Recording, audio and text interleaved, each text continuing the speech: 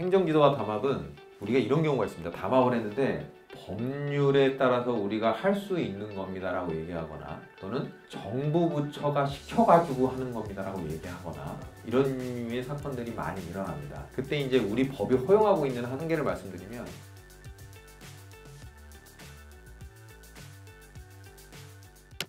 우리 법은 기본적으로 다른 법률 또는 그 법률에 의한 명령에 따라 행하는 정당한 행위에 대해서는 공정거래법이 적용되지 않는다라고 보고 있습니다.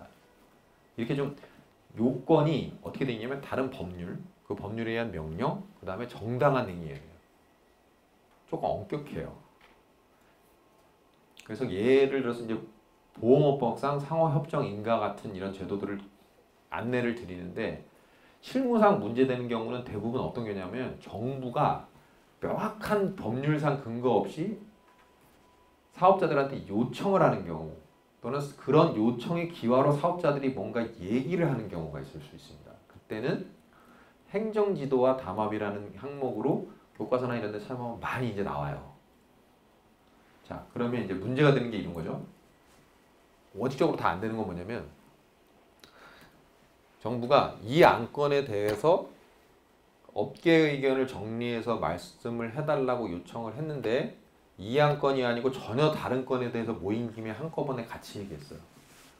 이거는 뭐 이 법리와 전혀 상관없이 그건 그냥 담합이고, 근데 얘기를 하다 보니까, 정부하고 얘기를 어떤 이 안건에 대해서 얘기를 하니까 정부 입장에서도 그러면 업계 의견을 다 정리해서 좀 한꺼번에 만들어 주십시오, 얘기를 해 주십시오라고 얘기하는 경우가 왕왕 있었습니다. 그러면 이제 경쟁 조건에 대해서 문제되는 경우가 있어서 사업자들끼리 모여가지고 뭔가를 결정을 해서 알려줍니다, 정부에. 그러면 행정지도에 따라 촉발이 되는 거예요, 이게 담합이. 근데 이런 걸 알려달라고 요청하게 되는 경우에 있어서, 이 알려달래서 업계 의견을 취합하거나 뭔가 결정하게끔 하는 데 있어서는 법률상 정확한 근거가 따로 없어요. 없는 경우가 많이 있었습니다. 그런 경우에 있어서 그러면 이제 사업자분들은 이렇게 얘기하시죠. 아니, 그거 그냥 저기 의견 달라 그래가지고 내가 의견을 모아서 갖다 준 겁니다. 우리가 그렇게 해서 결정한 거고, 그렇게 해서 결정된 거를 집행한 겁니다.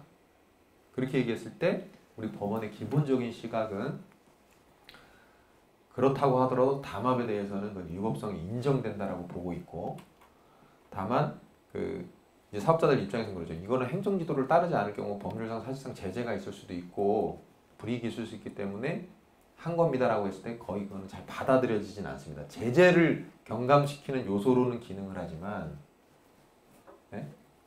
그게 위법하지 않다라고 판단되는 데 있어서 기능하지는 않습니다. 많은 경우에 거의 그래요. 대표적 사례가 이거예요. 뭐냐면, 최근에 이제 이 정도로 엄격하다는 걸 제가 말씀드리려고 말씀드리는 거예요. 12개 국적 선사들과 11개 외국 국적 선사를 포함한 23개 선사들이 일정 기간 동안 한국 동남아 수출 수입 항로에서 해상 운임을 합의를 했습니다. 그래서 제반 운임을 총체적 망라적으로 합의를 하고 합의 실행 여부를 면밀히 점검을 했습니다. 근데 이때 우리 공정위가 이런 판단을 하니까 이 선사들이 굉장히 반발을 했어요. 이건 말이 안 된다라고 얘기를 했습니다. 왜 그랬냐면, 해운법이 뭐라고 규정을 했냐면, 이 해운이라는 산업 자체가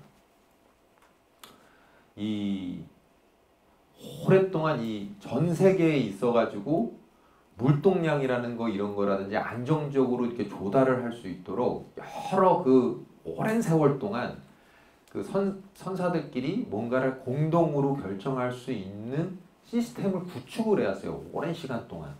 그래갖고 그게 법에도 규정이 돼 있어요. 그게 해운법 29조를 보면, 이 사업자는, 해양 화물 운송 사업자는 운임에 대해서, 부탁 운송 조건에 대해서 계약이나 공동행위를 할 수 있다라고 돼 있어요, 법에. 그리고 협약에 참가하거나 탈퇴할 것을 부당하게 제한하는 것을 내용으로 하는 협약을 하여서는 아니 된다. 이렇게 돼서 일정한 행위 이용은 협약을 해서는 안 된다는데 운임은 할 수 있다라고 정해놓은 거예요, 여기에다가.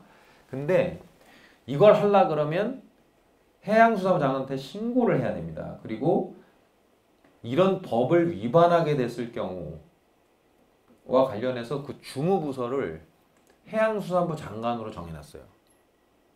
그죠? 해양수산부 장관이 5항에 보면 부당하게 운임이나 요금을 이상으로 운용했을 때 경쟁을 실질적으로 제한하는 행위를 해서는 안 되고 이런 것들에 대해서 그 위법 행위를 하면 해수부 장관이 제한을 할 수 있도록 법에 규정을 해놨습니다. 그러면서 그 화주단체와 이런 어떤 뭐 운임을 공동으로 결정한다든지 하는 행동을 했을 때 서로 충분히 정보를 교환해야 되고 전에 해야 되고 정보를 충분히 교환해야 되고 신고를 하기 전에 운임이나 부대 비용 등 운송 조건에 관한 협의를 해야 된다. 뭐 이렇게 지금 규정을 해놨습니다. 그러니까 그 선사들은 이런 얘기를 한 거죠. 해운 산업에 있어서 운임이라든지 이런 것들을 공동으로 결정하는 것과 관련해서 적용돼야 되는 법률은 해운법이고 담당해야 되는 주무부처는 해수부다.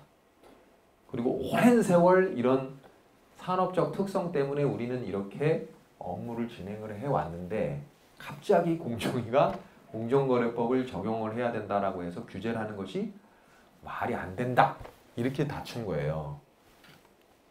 근데 이제 공정위가 어떻게 판단을 했냐면 이 법은 사업자 또는 사업자니까 다른 법령에 따라 하는 정당한 행위에 대해서는 적용하지 않는다라고 얘기를 했잖아요. 그게 공정거래법이 정하고 있는 다른 법률과 공정거래법의 관계에 대한 하나의 규정입니다. 공동행위뿐만 아니라 다른 모든 것들과 관련해서. 근데 이 사건에서 공정위가 어떻게 했냐면 해운법에 따라서 공동행위를 하려고 그러면 해수부 장관에 신고를 해야 되고 화주단체하고 협의를 해야 된다 라고 해놨어요. 근데 이 사건에서 이런 신고와 협의를 절차를 거치지 않았기 때문에 다른 법령에 따라 하는 정당한 행위에 있어서 그 정당한 행위 요건을 충족하지 않는다라고 봤습니다.